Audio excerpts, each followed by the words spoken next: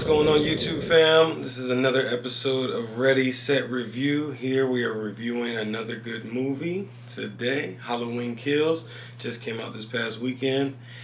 This is the third installment of the Halloween franchise of this current generation, of course, because this is technically like the 10th or the 12th or something crazy.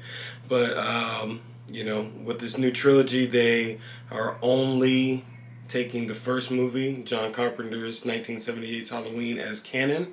So, being that this is the third installment, historically that does not spell well, for the product. Typically the third installment is not always great. We are looking at you, Dark Phoenix.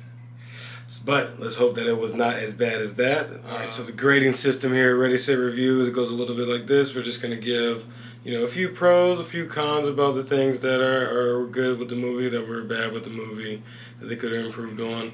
But then after that, we're just going to give a 1 through 5 star rating. 5 being, of course, the best. You might even be able to sneak and get, something crazy like a 7 or something. Who knows? You got to be, top of the line. You got to be Blade Runner 2049 for that. Like, you got to be above average, which we'll see with Done coming up very soon, next week. This, a few days, actually just a few days away, in theaters and on HBO Max, so it should be, very nice. I like to watch the movie a few times, a couple times before you give like a solid review, because, a lot of times you don't really know after the first watch, especially, long epics like that. And of course, Halloween Kills was supposed to come out back in 2020, but of course, because of the pandemic, everything got delayed, everything got pushed back. So we should be getting the conclusion to all of this, right now. But here we are at Halloween Kills, the middle of the trilogy, the new trilogy. So what I did love about the movie, though, is that they showed that Michael Myers is not only psychotic and just sadistic, but he's also intelligent. But most of all, I really feel like they gave a slight glimpse at one of his major weaknesses, which for some reason is the mask. I don't know what it is about the mask, what they're trying to symbolize that the mask is to him or something like that, because it's almost as if it's giving him some kind of supernatural power to live through or withstand something that not just a normal person can withstand, like getting shot and stabbed multiple times with very little recovery time in between these actions, to still be able to just overpower multiple people at once by yourself is just crazy. And it really is starting to feel like the mask is what's giving him this strength somehow, even though the director did come out and say that there is no supernatural element to this film, and as long as he's going to be the director, which he is through the last film, there will be no supernatural feel, and he cannot endure anything. He can't survive the impossible, I believe is his exact words. But we just have to see. But it did really show, with the different types of kills that he did have, just how smart he is in his survival mode, and also just how completely just sadistic he is as a serial killer and as a character, which is just crazy, which was really awesome to see on screen, because it was very different from a lot of the different Halloween movies. Like, they have a typical old school slasher feel, because they did come out back in that era of the Screams and the Friday the 13th and the Nightmare on Elm Streets of the world. So they did have that feel to it, but this was a very completely different feel altogether, which was a very refreshing take for the series, which is another thing that I really did like about the movie as well. I liked a lot of the Easter eggs and callbacks. I feel like they're taking a lot of elements from the different sequels from the years, from Halloween 2 on out through Halloween Resurrection. I mean, even the Rob Zombie films. So how they emulated the carjacking scene from the 1978 Halloween movie was just priceless. I love how they just took certain aspects from all the different sequels, being that they had Karen, trying to tell everyone that Michael Myers was coming after her mom, even though that just wasn't how it was really going down.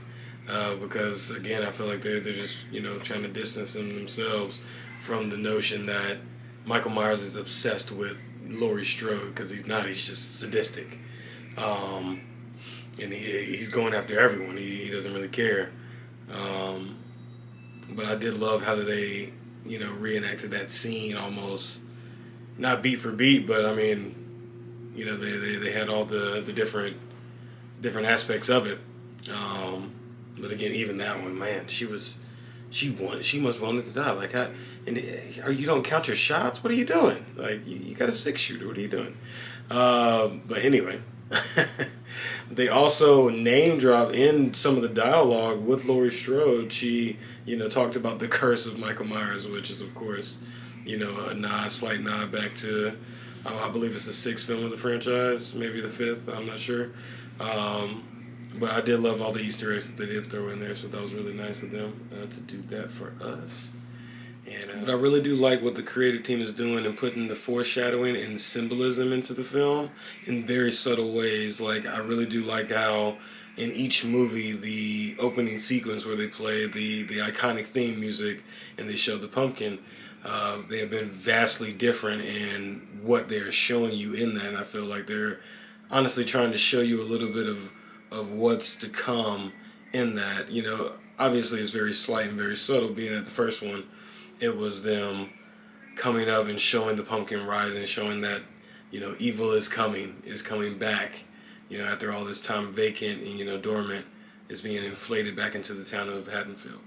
And in this one, it just showed and previewed what obviously it was pure chaos and fire and rage, which is not just in Michael Myers himself, with obviously him being the serial killer who is viciously just taking people out, but also the town too, how they became so just engulfed with the rage and the hurt and wanting to get that revenge, and them banding together and making this mob and completely disregarding the law and everything else. And all right, so I'm not gonna lie, I didn't really have too many cons about the movie. Like, spoiler alert, I think that it was actually a pretty good movie. But some of the cons that I did have, a lot of the kills, like a lot of the victims, like they were just, I mean, you never know how you would react in a situation like that, obviously, but unless you've been in one. But they were acting so like just naive. Like, bro, like, what are you doing? Like, you must want to die. Like, why would you come at the situation like that? But that was one of the major cons that I have, which, I mean, it's one of those horror movie things. It's just inevitable almost. But another major problem that I did have with it, well, for me, was just the Tommy Doyle character. The way that he was going about, like, ensuing these riots and doing all of these things, he was almost doing it, like, blindly. Like, he put no effort or thought into it, and he was just rallying the troops for whatever. He didn't care if it was, it could have been a pig behind the curtain. All he cared, he's going to get his justice, and it was going to be, that pig was going to be painted Michael Myers. But that was just kind of off and random to me. But other than that, I honestly, didn't really have many bad things to say about the movie.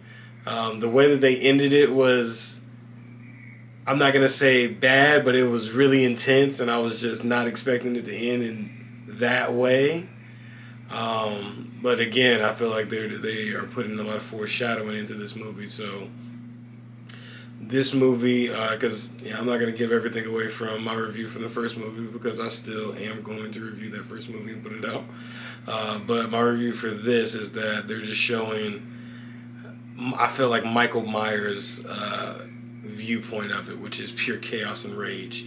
The first was, a completely different message I feel like they were sending, and this is also another completely different message. So I'm very curious to see how they're going to come to a conclusion with it and bringing these two ideas together. But almost forgot, another thing that I loved about the movie was the way that they built the anticipation.